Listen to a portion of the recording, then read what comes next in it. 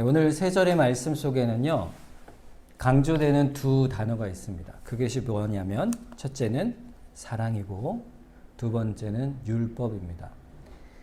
즉, 사랑과 율법이 일치되어 가는 것이 신자의 삶이라는 사실을 오늘 본문 말씀은 아주 강조를 하고 있죠.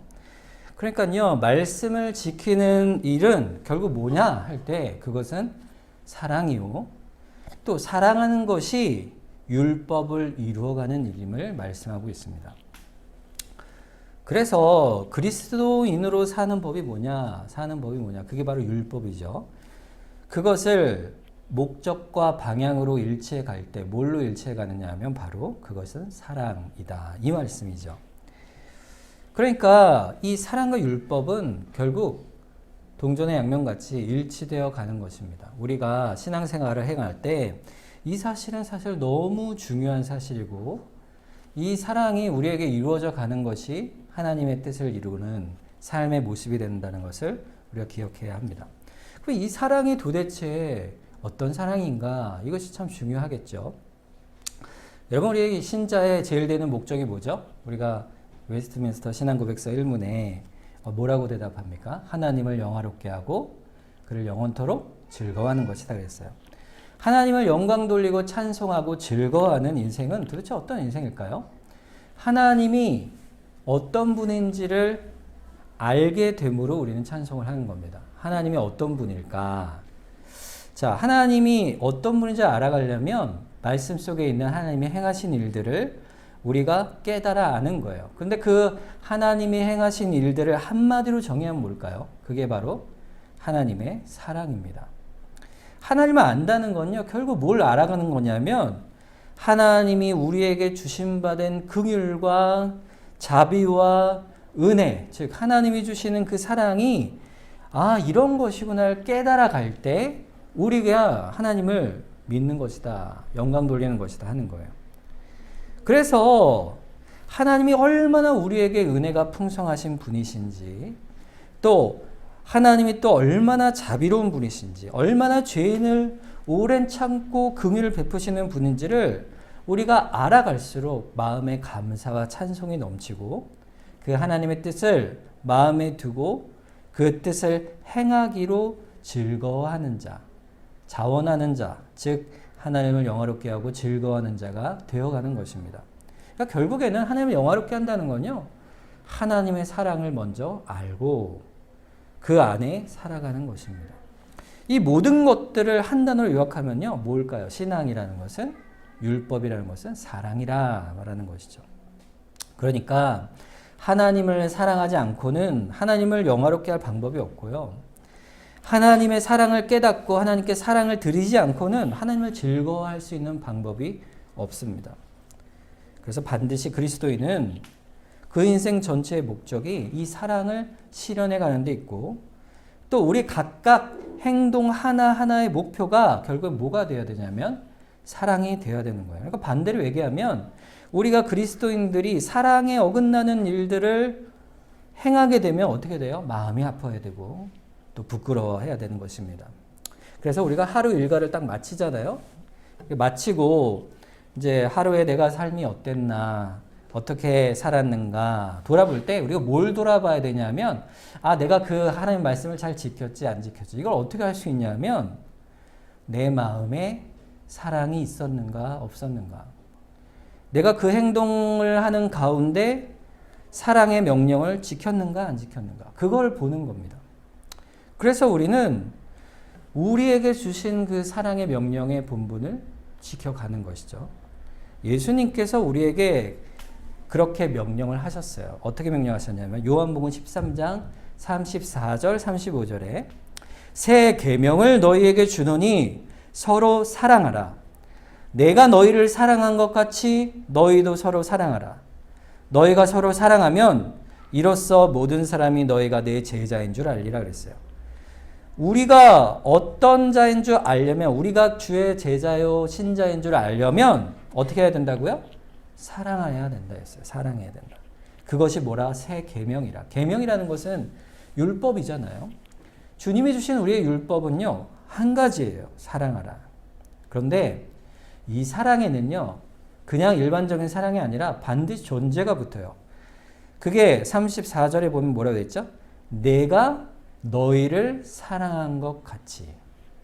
사랑의 기준이 여기 등장합니다. 이 사랑의 열매를 우리가 맺어갈 때 그 사랑은 어디서부터 비롯되냐면 주님이 우리를 사랑하신 것 같이예요. 그러니까 결국에 우리가 인생을 마치고 주 앞에 인생을 딱 섰을 때 하나님께서 우리 인생을 판단하실 때 뭘로 판단하시냐면 너희가 사랑했느냐 아니냐로 판단하시겠다. 다른 말로 하면 이 말입니다. 여러분, 우리가 복음을 듣잖아요. 우리가 복음을 들어 이 자리에 와서 구원을 얻었는데, 여러분, 복음이라는 건요, 귀로 듣잖아요. 우리가 예수님 믿으세요. 예수를 믿으면 구원 얻습니다. 우리가 죄인입니다. 이렇게 복음을 들으면, 그 복음을 들으면 어떻게 돼요? 머리로 깨닫잖아요. 듣고 깨닫죠. 그래서 그 이치를 깨닫는 거예요. 그러면 머릿속에서 그렇구나 이렇게 깨달아지는 데서 그치는 게 아닙니다. 복음은 항상 머리의 깨달음과 동시에 심장까지 내려오는 거예요. 복음은 머리와 심장이 일치되는 것이다. 이렇게 말을 합니다. 복음이 머리에 싹 들어왔는데 그것이 심장을 뜨겁게 하고 우리가 그 심장 속에서 그 복음의 은혜를 깨달아 알고 감사하며 감동하는 그 은혜 속에 있을 때에 그래야 신자는 믿음이 있다 말을 하는 거예요. 그래서 마태복음 22장 37절에 보면요. 오늘 아까 십계명 읽을 때 마지막에 한 말이죠. 십계명의 율법을 종합해서 예수님이 결론 내리시길 이렇게 말해요. 예수께서 이르시되 내 마음을 다하고 목숨을 다하고 뜻을 다하여 주 너의 하나님을 사랑하라. 이게 첫째 계명이라 그랬어요. 자, 보세요. 예수께서 맨 처음에 뭐라고 하셨어요? 너의 마음을 다하라 그랬어요. 마음. 그러니까 마음 속에 주를 사랑하고 또 마음 속에 복음에 대한 감사와 찬송이 없으면 그 다음에 목숨을 다하는 거는요. 삶을 다한다는 거예요. 내 삶을 드리는 것과 뜻, 나의 의지를 드리는 것이 불가능하다 이 말입니다. 먼저 마음을 드리는 거예요.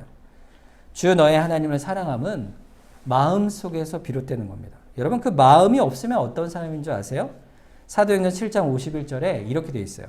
목이 곧고 마음과 귀에 할례를 받지 못한 사람들아 너희도 너희 조상과 같이 항상 성령을 거스르노다 그랬어요.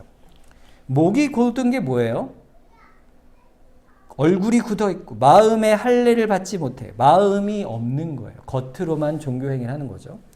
그래서 목이 곧은 걸 풀고 표정과 얼굴이 따뜻해지고 눈빛과 입에서 나오는 말들이 온유하고 사랑의 표현들이 나타나야 그 마음에서 그것이 그런 복음의 은혜가 있을 때 마음이 뜨거워지지 않으면 그럴 수가 없다 이 말입니다. 그래서 마태복음 15장 11절에는 입으로 들어가는 것이 사람을 더럽게 하는 것이 아니라 입에서 나오는 그것이 사람을 더럽게 하는 것이라 그랬어요. 결국에는 우리의 마음에 있는 그 사랑은 결국 어떤 사랑이라 그랬죠? 바로 내가 너희를 사랑한 것 같이. 결국 우리가 받는 이 사랑의 계명은 한 가지 아주 중요한 사실을 알아야 되는 거예요. 주께서 우리에게 행하신 사랑이 뭔가 그겁니다. 이 심령에 그거를 새기라 이겁니다. 우리 마음속에 우리 주님이 우리에게 보이신 그 사랑이 뭔가를 새기는 거예요. 그것이 뭐냐? 요한일서 4장 9절에서 11절 말씀입니다. 하나님의 사랑이 우리에게 이렇게 나타난 바 되었으니 하나님의 사랑이 우리에게 나타났어요. 우리가 아는 사랑이 뭐냐? 하나님이 자기의 독생자를 세상에 보내심은 그로 말미암아 우리를 살리려 하심이라. 사랑은 여기 있으니 우리가 하나님을 사랑한 것이 아니요 하나님이 우리를 사랑하사 우리 죄를 속하기 위하여 화목제물로 그 아들을 보내셨음이라. 사랑하는 자들아 하나님이 이같이 우리를 사랑하셨은즉 우리도 서로 사랑한 것이 마땅하도다. 하나님이 어떻게 우리를 사랑하셨다고요? 우리에게 나타난 바 된 사랑이 뭐라고요? 첫째는요. 자기 독생자를 세상에 보내시는 것은요. 첫째는 우리를 살리시는 사랑이에요. 살리시는 사랑. 여러분, 사랑이라는 거의 극치가 뭘까요? 살리는 겁니다. 죽어 있는 자를 살리는 거예요. 우리를 죽은 자 가운데서 살리시는 하나님의 사랑인데, 그런데 자, 두 번째가 뭐냐면요. 그 살리는 대상인 우리가 어떤 자냐 이거예요. 우리가 어떤 자입니까? 살릴 만한 사람이 아니라는 거예요. 우리가 본래 하나님을 알지도 못하고 오히려 욕하고 미워하며 내 맘대로 죄짓기를 좋아하며 살았던 부패한 우리인데 죄인이잖아요. 죄인. 우리 죄를 속하기 위하여 화목제물이라는 것은요, 우리의 값을 대신 치르신 거예요. 그 일을 위해 아들을 보내신 사랑이에요. 우리가 먼저 사랑한 게 아니에요. 하나님이 먼저 우리를 사랑하여 그 큰 사랑을 베풀어 주신 거예요. 그걸 뭐라고 한마디로 정의하죠? 은혜라 하는 거예요. 은혜. 하나님의 사랑은요, 결국 생명을 주는 사랑이요, 은혜의 사랑이에요. 여러분, 사랑이라는 것은요, 이 두 가지로 완결되는 겁니다. 살리는 것, 그리고 우리에게 값없이 주는 은혜예요. 여러분, 이 은혜는요, 자연적이지 않아요. 절대 이 세상에 있는, 존재하는 그런 것이 아닙니다. 하나님께서 우리에게 이같이 주시지 않으면 없는 거예요. 하나님에게서만 오는 거예요. 그래서 이 사랑이 우리 마음에 새겨질 때, 하나님의 은혜를 깨닫고 내 생명의 주인 되심을 깨달을 때, 그 사랑이 결국 우리의 마음에 깊이 새겨지게 되는 거예요. 잠언서 3장 3절에 보면요, 이걸 이렇게 표현합니다. 인자와 진리가, 여기서 인자가 사랑이죠. 진리는 뭐죠? 율법, 말씀이에요. 내게서 떠나지 말게 하고 그것을 내 목에 매며 내 마음판에 새기라. 내 목에 매는 건요, 항상 그것을 살아가는 거예요. 근데 그 중심이 뭡니까? 내 마음판에 새기라 이거예요. 마음판에. 우리 안에 결국엔 누구의 사랑을 새기는 거예요? 이 하나님과 그리스도께서 이루신 그 사랑, 생명을 주시는 사랑, 값없는 은혜의 사랑을 내 안에 새기지 아니하면요, 우리가 행하는 사랑은 결국 다 뭐예요? 자기 만족의 사랑일 뿐입니다. 여러분, 상대를 대할 때 내가 갖는 기쁨과 유익이 있을 때 우리가 사랑을 하잖아요. 우리가 아무리 값없이 자녀에게 사랑을 준다 해도요, 사실 애들이 그 사랑에 반응하지 않으면요, 굉장히 섭섭하잖아요. 속상하고. 우리가 그렇죠.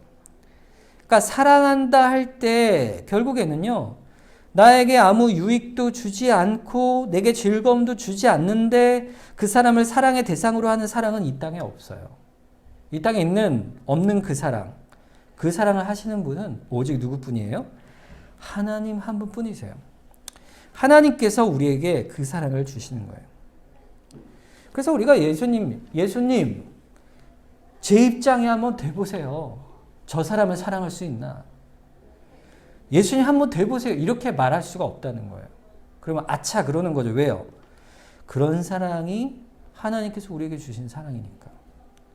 내가 너희를 사랑한 것 같이 너희도 서로 사랑하라는 말씀은 그 말씀입니다. 어떤 변명도 우리가 주 앞에 할 수 없어요. 주님, 전 이래서 사랑을 못하겠어요. 라고 할 수가 없다는 거예요. 먼저 그 사랑을 우리에게 보이셨습니다. 그래서 힘을 얻으라. 그 사랑의 은혜를 아니, 네가 그걸 마음으로 고백하니 그 감격 안에, 그 사랑 안에 네가 사랑하라. 이렇게 우리에게 말씀하시는 겁니다. 그래서 사랑은 율법을 행하게 하는 거예요. 사랑으로 율법을 행하게 하는 거예요. 여러분, 이 사랑의 율법의 모습은요, 예수님께서 분명하게 이 땅에서 보여주셨는데, 자, 두 가지 비교되는 그룹이 있습니다. 예수님이 있고 또 하나는 바리새인이 있었어요. 이 둘 사이에 공통점이 있습니다. 공통점이 뭐냐면은 바로 율법을 몹시 사랑하고 또 그거를 지키려고 애썼다는 것이죠. 예수님께서도 율법을 폐하러 오신 것이 아니고 완성하러 오셨다. 이렇게 말씀하셨죠. 그러니까 원론적으로는 바리새인도 예수님도 다 율법을 완성하러 이 땅에 오셨어요. 근데 너무 다른 차이점이 있습니다. 극과 극이에요. 그 실천을 행할 때 극과 극의 모습이 있어요. 이것은요, 그 실천에서 너무 다른 양태로 드러나는데 왜 그 차이는 율법에 참된 주심받은 하나님의 참 뜻과 그 하나님의 뜻을 깨달아 아느냐 모르느냐의 차이죠. 그 차이가 어떻게 겉으로 드러나냐면 한 가지로 드러납니다. 그게 뭐냐면 죄인을 어떻게 대하느냐, 이 차이예요. 죄인을 어떻게 대하느냐.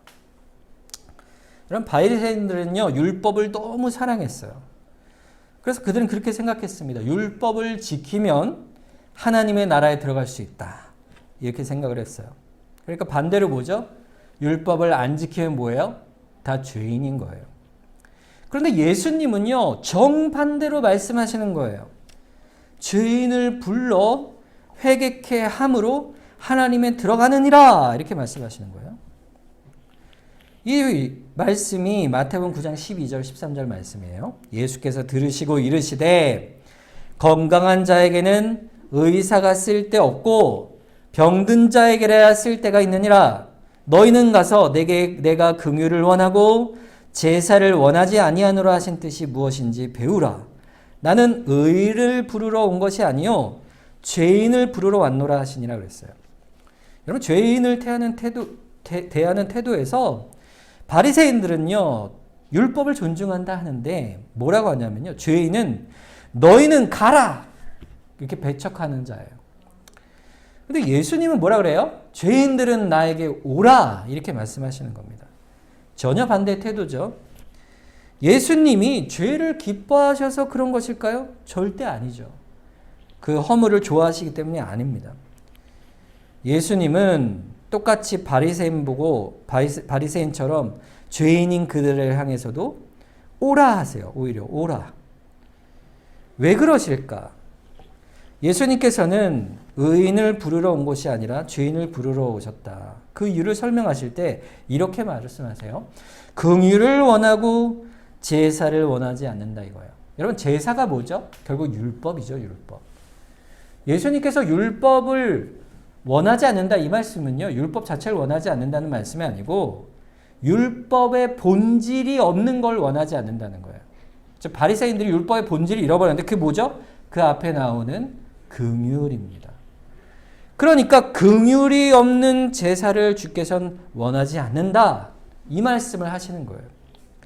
그러니 너희가 율법의 원리를 참 뜻을 알지 못하니 가서 배우라, 책망하시는 말씀이에요. 그러니까 율법을 주신 목적이 결국 뭡니까? 물으면 결국 긍휼을 베풀라, 사랑하라, 이 말씀이에요. 근데 여러분, 율법을 들으면 어때요? 율법은요, 죄를 드러냅니다. 여러분은 율법을 살인하지 말라, 간음하지 말라 이러면요, 그 말씀이 너무 기쁘고 막 사랑스럽습니까? 무겁죠. 무겁습니다. 율법의 첫째로 율법이 하는 일이 뭐냐면요, 죄가 무엇인지를 분별시켜 주는 거예요. 죄를 분별시켜 줘요. 그래서 죄가 뭔지를 알면 죄인을 분별하게 되죠. 그런데 자 보세요. 그런데 율법이 주신 목적의 그 대상의 판단의 대상이 누구냐는 겁니다. 율법은 누구를 판단하라는 것이냐면 주의 말씀이 이거예요. 너를 판단하는 게 아니고 나를 판단하는 거예요. 율법을 비출 때 마태복음 7장 2절에서 3절 말씀에 이렇게 말씀하세요. 너희가 비판하는 그 비판으로 너희가 비판을 받을 것이요 너희가 헤아리는 그 헤아림으로 너희가 헤아림을 받을 것이라. 어찌하여 형제의 눈 속에 있는 티는 보고 내 눈 속에 있는 들보는 깨닫지 못하느냐. 율법의 1차적 목적은요, 죄를 드러내는데 다른 이의 죄를 드러내는 게 아니고 내 죄를 드러내는 거예요. 남을 분별하라는 게 아니고 네가 죄인임을 알라, 이 말씀이에요. 죄인을 불러내신다는 말은요, 다른 사람을 불러낸 게 아니고요, 나를 불러내시는 거예요. 그래서 결국에는 율법은 이런 기능을 해요. 거울의 기능을 합니다. 여러분, 거울을 볼 때요, 다른 사람 보려고 거울 봅니까? 아니죠. 내 얼굴을 보는 거예요. 내 얼굴에 뭐가 묻지 않았나. 로마서 5장 20절에 그래서 율법이 들어온 것은 범죄를 더하게 하려 함이라. 그러나 죄가 더한 곳에 은혜가 더욱 넘쳤다. 범죄를 더하게 한다는 건요, 자기의 죄를 더 알게 한다는 뜻이에요. 그러면 어떻게 해요? 그 죄에 은혜를 주시기 위함이라 이 말씀입니다. 은혜가 우리 심령에 왕노릇하여 영생에 이르도록 하신다. 이어진 21절 말씀이 그런 내용이에요. 우리가 심령에 마음의 본성을 비추어 보면 우리가 죄인입니다. 이렇게밖에 고백할 수가 없는 거예요. 살인하지 말라, 간음하지 말라, 도둑질하지 말라, 탐내지 말라. 이 계명들 앞에 우리 모습을 들춰보게 하시는 거예요. 그럼 자신이 죄인이니까, 죄인임을 깨달으니까 그 다음엔 뭐가 돼요? 그 다음 단계로 넘어가는 거예요. 하나님 앞에 오직 긍휼을 구하는 거예요. 하나님의 은혜의 손길을 바라보는 거예요. 오직 나를 불쌍히 여겨 주십시오. 그렇게 되면 과연 불쌍히 여기시고 오래 참으사 우리의 회개를 기뻐하시는 하나님의 마음을 우리가 보게 되는 것이다. 그게 바로 긍휼이라는 것이에요. 긍휼. 그게 회개하는 자의 모습이에요. 하나님은 결국 율법을 통해 우리를 긍휼을 구하는 자로 바꿔주시는 거예요. 자, 그 다음이 중요해요. 자, 긍휼을 입은 자면 그 다음 어떻게 됩니까? 다른 이들을 향해서, 죄인을 향해서 그들에게도 주의 긍휼의 용서를 바라보는 자가 되는 거예요. 그들도 불쌍히 여기는 자가 되는 거예요. 자, 그러니까 그 긍휼을 아는 사람은요, 죄인을 불러내는 거예요. 예수님처럼. 죄인을 사랑하는 거예요. 그런데 긍휼을 모르는 사람은 죄인을 정죄하는 거예요. 바리새인처럼. 배척하는 거예요. 하나님 나라의 원리는 여기 있어요. 긍휼을 원하고 제사를 원치 않는다는 말씀이 여기 있는 겁니다.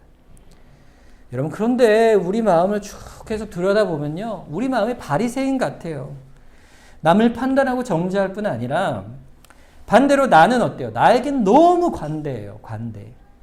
자기 의의를 드러내요. 내가 행하라 한 것을 한 것이 있고 하지 말라 한 것을 안 한 것이 있으니 그만큼 내가 의인이 된다라는 자기 판단을 갖고는 하나님 나라 누구 것이냐 할 때 나만큼은 돼야지 하는 자기 의의가 생기는 겁니다. 그게 바리새인이에요.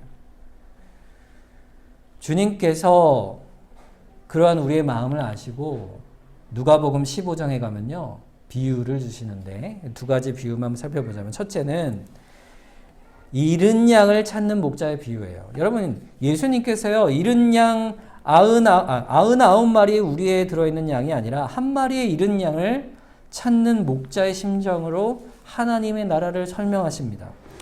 그런데 바리새인들은요, 이걸 절대로 이해할 수 없어요. 왠지 아세요? 우리에든 99마리 양만 있으면요, 충분하기 때문에 그래요. 여러분, 길을 잃은 양이라는 말이 뭔지 아세요? 바로요, 죄인이란 뜻이에요. 길을 잃었다는 말이. 하나님 나라에서 떨어져 나갔다 이 말이에요. 그러니까 바리새인들이 볼 땐 그들은 무슨 양이에요? 못된 양이죠. 죄인된 양이죠. 그러니 버려마땅한데 예수님 뭐라고 하십니까? 그 한 마리 길 잃은 양을 오히려 찾아가시고 그 죄인을 불러내셔서 하나님의 긍휼과 사랑으로 끝끝내 건져내셔서 구원하세요. 우리 안에 들이세요. 그게 하나님의 긍휼이에요. 바리새인은 그걸 모릅니다. 또 두 번째 비유가 있어요. 유명한 비유죠. 탕자의 비유입니다. 기가 막히잖아요. 자기 아버지한테 유산을 미리 달라. 그런 아들이 어디 있을까요? 뭐 그런 아들이 있을 수 있겠죠.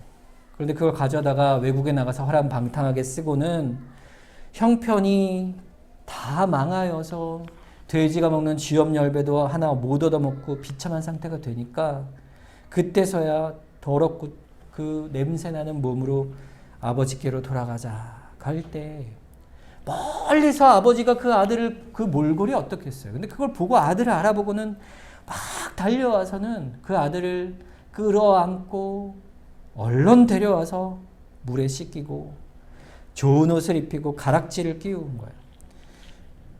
모든 사람들이 그 아들을 보고요, 허랑방탕하고 불효한 자식이라 비판할 것을 다 막아주세요. 용서한 걸 넘어서 완전히 바꾸어 버리세요. 내가 사랑하는 아들이요, 이 아들은 종기하니 감히 말하지 마라. 이렇게 입 다물게 하는 거예요. 영광을 덧입혀 주시는 거죠. 그게 아버지의 사랑입니다. 죄인을 부르시는 아버지의 사랑. 하나님의 사랑으로 그 마음으로 오늘도 이 자리에 우리를 불러내 주신 거예요. 탕자 같은 우리를 불러내 주신 거예요. 여러분 그런데 그 형이 등장하죠. 그 비유에 보면 그 형이 뭐라 그래요? 동생을 도저히 용납할 수가 없는 거예요. 이게 누굽니까? 바리새인이에요. 바리새인. 아버지는 용납하시는데 그 형은 용납하지 못하는 거예요. 하나님께서 우리를 그렇게 사랑하셨으면 어때요? 우리도 그렇게 사랑하는 것이 마땅하다. 이것이 율법의 목적이요, 복음의 목적이요, 은혜를 깨달은 자의 목적이에요. 여러분 이 은혜를 없으면요, 이 은혜가 없으면요, 교회 신자라 하지만 회당을 가는 유대인들과 다를 바 없고요, 바리새인과 다를 바 없고요, 저 법당에 가는 불교인과 다를 바가 없는 겁니다. 신자라고 말하면서. 그 죄를 용서받은 자라는 그리스도 안에 있는 그 믿음과 그 사랑의 은혜를 아는 자만이 사랑을 목적으로 우리 인생의 행동의 목적 하나하나를 삼고 살아가게 되는 거예요. 그래서 결국 선한 사마리아인의 비유에 또 등장하기를 누가복음 10장에 나오죠. 유대인이 강도를 맞잖아요. 근데 다 지나가죠. 제사장, 레위인도 지나가는 종교 지도자들이 다 지나갑니다. 근데 짐승처럼 여기는 사마리아인이 지나가다가 원수 같은 사이인 그가 유대인에게 그 긍휼을 베풉니다. 선을 베풀어요. 사마리아인은요, 살인하지 말라는 계명의 참뜻을 실행하는 자가 됐어요. 실행하는 자가 됐죠. 그럴 때 이 계명을 참되게 우리 가운데 나타내 보이신 이가 있어요. 그 사마리아인이 누구죠? 결국에는 예수님이세요. 모든 이들이 배척한 그가 우리를 구원하러 오신 거죠. 예수님께서 우리를 사랑하시고 강도받은 자 같은 우리를 건져내세요. 예수님을 멸시하고 또 그를 배척했던 우리들의 죄를 강도받은 자 같은 우리를 보호하시고 우리를 사랑해 주시는 거예요. 그래서 그렇게 하라 이겁니다. 그래서 37절에 누가복음 10장 37절에 주님께서 이렇게 말씀하세요. 그들을 향해 이르되 자비를 베푼 자니이다. 예수께서 이르시되 가서 너도 이와 같이 하라. 이게 결론이에요. 예수님의 결론. 예수님께서 우리에게 주시는 결론은요, 예수님이 우리에게 주신 그 사랑을 너도 가서 행하라 이겁니다. 그래서 오늘 본문 말씀의 8절이 그거예요. 피차 사랑의 빛 외에는 아무에게든지 아무 빛도 지지 말라. 남을 사랑하는 자는 율법을 다 이루었느니라 했어요. 여러분, 아무에게도 아무 빛도 지지 말라. 이 말은요, 잘 생각하셔야 됩니다. 살아가다가 우리가요, 누구인가 신세를 지지 않을 수가 없잖아요. 그쵸? 이게 뭐 전혀 남에게 빚지면 안 된다. 이 말씀이 아니에요. 그러니까 우리가 하나님께서는요, 우리 인생을 다 아세요. 그래서 우리가 타락하고 부패한 인생 속에서, 이 역사 속에서 신자도 경제적인 큰 고통을 당할 수 있고 또 다른 사람의 도움을 받아야만, 빚을 얻어야만 살아갈 수밖에 없는 그런 곤고와 궁핍과 실패가 우리에게도 있을 수 있음을 하나님은 잘 아십니다. 빚져야 살 수 있는 다양한 형편과 원인이요, 당시 그 사람들에게도 없었을까요? 다 아세요. 불쌍히 여기세요. 그 불쌍히 여기시는 하나님께서요, 그 앞에 꾸어주고 빚지는 일에 대해서 말씀하시기를 뭐라고 얘기하세요? 사랑의 빛 외에는 이렇게 말해요. 그러니까는요, 꾸어줄 때 전제가 있어요. 또 꾸임을 받을 때 전제가 있어요. 그게 뭐죠? 사랑으로 빚지라예요. 사랑으로 빚지라. 그러니까 인간의 모든 관계 속에서, 형편 속에서 원리가 있는데 그것이 사람들이 볼 때는 억울하고 부족하는 모든 관계 속에 있는 어떤 관계라 할지라도요, 그 관계 속에서는 신자는 사랑을 전제하라. 사랑의 빚으로 알아 이 말이에요.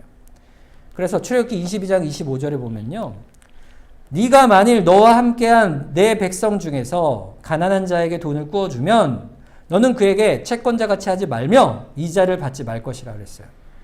네가 너와 함께한 내 백성, 즉 성도 간에 얼마나 사랑과 애착을 갖고 말씀하신지 보세요. 그를 어떻게 하라고요? 채권자같이 하지 말라고 그랬어요. 갑질하지 말라는 거예요.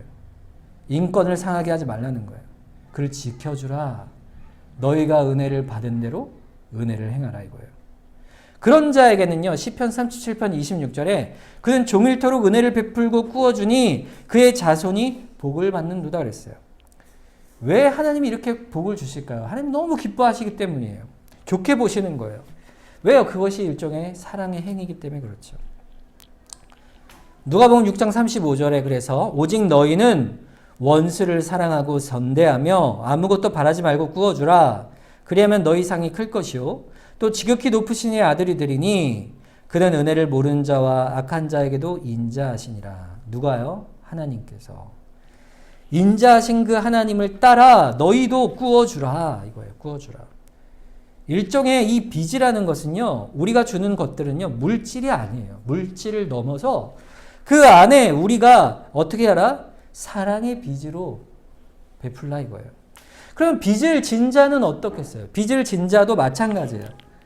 어쩔 수 없는 그 사랑과 긍휼을 받아서 살 수밖에 없는 형편이면 허랑방탕하게 써서 나 못 갚네 이렇게 하는 거는 당연히 될 수 없죠.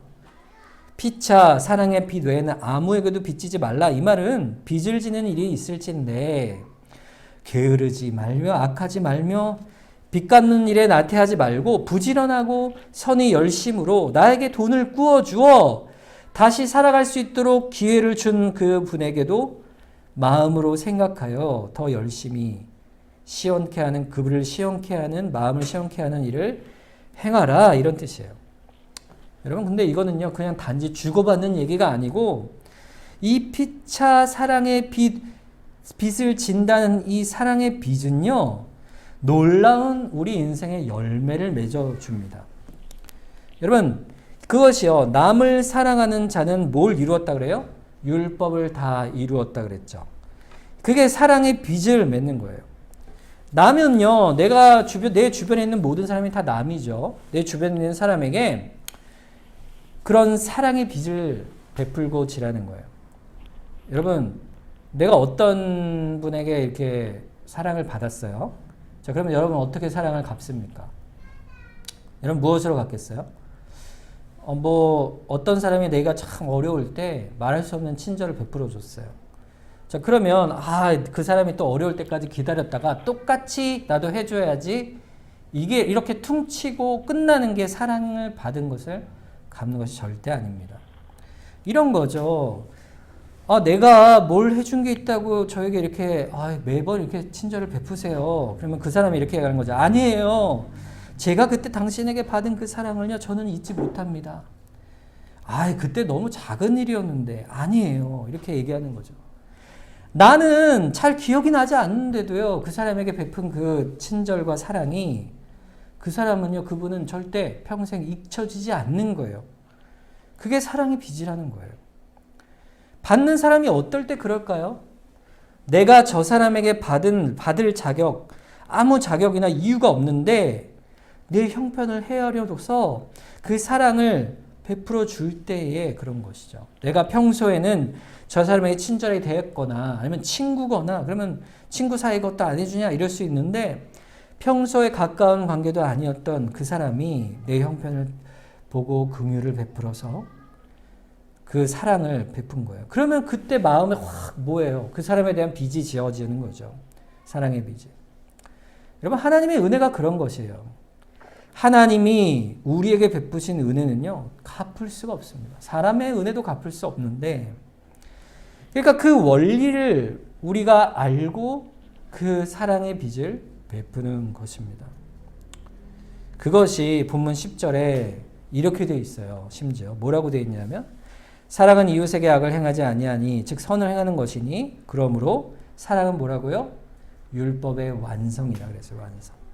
그것이 악을 몰아내고 선을 이루어가고 그래서 신자가 사랑의 빚을 지으면서 인생을 살아갈 때 그것이 하나님이 보실 때 참된 신앙의 율법의 완성이 되는 겁니다. 그래서 우리 마음에요 중요한 것이 뭐냐 처음에 말씀드렸듯이 우리 마음을 주의 은혜로 채워가는 겁니다. 그래서 마음을요 냉랭하게 하고 무감각하고 무뎌지지 않는지를요, 항상 돌아봐야 돼요. 그래서 우리 심령이 주의 사랑이 무엇인지를 항상 묵상하고 그 사랑의 목적을 우리 마음에 두고 사랑의 빚을 베풀어 가는 겁니다. 요한일서 4장 7절과 8절에 보면요, 우리 마지막인데 한번 같이 읽어볼까요? 사랑하는 자들아, 우리가 서로 사랑하자. 사랑은 하나님께 속한 것이니 사랑하는 자마다 하나님으로부터 나서 하나님을 알고 사랑하지 아니하는 자는 하나님을 알지 못하나니 이는 하나님은 사랑이심이라 그랬어요. 사랑의 본질은 하나님이십니다. 하나님을 우리가 알아가는 거예요. 우리 믿음이 자랄 때 우리가 뭘로 채워져 가야 할까? 사랑이죠. 사랑으로 채워지고 사랑의 빚을 또 베풀고 채워가는 겁니다. 이것이 오늘 본문 말씀이 그리스도인으로 사는 방법에 대한 말씀을 주고 있는 거예요. 사랑과 율법이 일치되어 가는 것이요, 우리의 마음과 지식이 일치되어 가는 겁니다. 이러한 사랑으로 풍성한 우리 신앙과 삶이 될 수 있기를 주님의 이름으로 축원합니다. 우리 이 시간 합심해서 한번 기도하겠습니다.